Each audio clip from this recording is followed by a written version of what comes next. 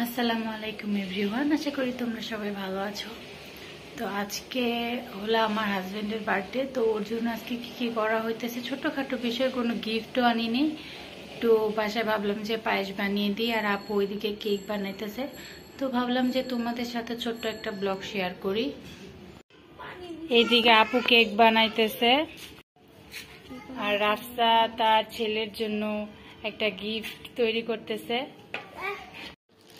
আচ্ছা গাইজ, আমি ছেলে বলাতে ও রাগ করছে, আসলে কিন্তু পোলা ডাকে, কিন্তু কারোর যদি বলতে বলে তাহলে ও বলে মামা, বলতে লজ্জা পায়। তো ওর মামার জন্য গিফট তৈরি করতেছে, রং দিয়ে, জল রং না। আর এদিকে কেক বানাইতেছে। এখানে কেক রেডি হয়ে যাচ্ছে, আর অল্প একটু বাকি আছে। এই হলো আজকের বার্থডে বয়। তো বুড়া বার্থডে বয় আমাদের। তোমার কত বছর হয়েছে কও না কে? বুড়া 17 বছরের বুড়া। আমার থেকে ছোট তাইলে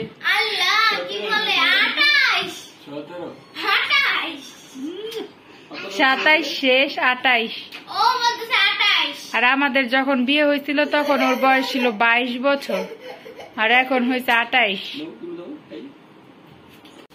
এই যে গাইস, কেক বানানো শেষ, এই তো কেক রেডি। এখানে আমি পায়েস রান্না করতেছি খাঁটি গরুর দুধ দিয়ে। স্পেশালি কোনো কিছু বানাতে গেলে এমন হবে, কারণ অন্যান্য সময় বানালে কত সুন্দর হয়। আর আজকে আমি পায়েস বানাইতে গেছি, দেখেন গ্যাসের অবস্থা। তো গ্যাস কম থাকাতে এদিকে দেখেন পায়েসের ইয়েটা দুধ টানে নাই, কিন্তু চালগুলো সব গইলা গেছে। এই জন্য আবার আলাদা করে চাল সিদ্ধ করতেছি, সিদ্ধ করে এটার মধ্যে দিয়ে দিব। কার কার সাথে এমন না যে স্পেশাল ডেতে কোনো কিছু বানাইতে গেলেই পারফেক্টলি হয় না। এই তো এখন এখানে হচ্ছে না, এই জন্য এখন মানে যে গ্যাস আছে ওইটাতে দুধ ভালোভাবে টানবে না, এই জন্য এখন ইন্ডাকশনে দিয়ে দিলাম। এখন এটা ভালোভাবে হয়ে যাবে, তার হইতে বেশিক্ষণ নাই, কারণ পরের চালগুলো তো আমি বলকানায় একদম নরম করে দিয়েছিলাম। এখন এটা হয়ে যাচ্ছে, আর একটুখানি ঘন হবে। অবশেষে গাইস পায়েস রান্না করাটা শেষ। এই তো গাইস সবাই চলে আসছে, এখন কেক কাটা হবে। কেক আবার ফেলায় না। হ্যাঁ হ্যাঁ, বাবার যা করতেছে, বাবা হ্যাপি টু ইউ, কাটবা না? আমরা সবাই এখন কেক কাটবো, সবাই দেখাইতেছে কেক। শেহজাদ আজকে কার জন্মদিন? শেহজাদ এটা ধরো না, এটা ধরো না, কাটবো, আমরা কাটবো কাটবো।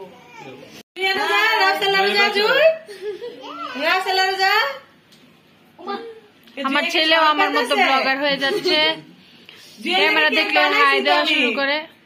কালকে আজকে যে একবারে 2 টাকা লেগো।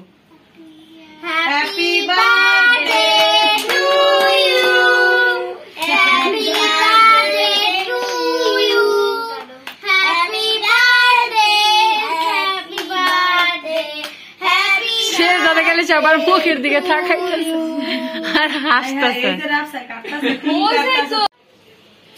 এই যে আজকে কোনো বার্থডে গিফট পাই নাই, এইটাই হলো একমাত্র গিফট।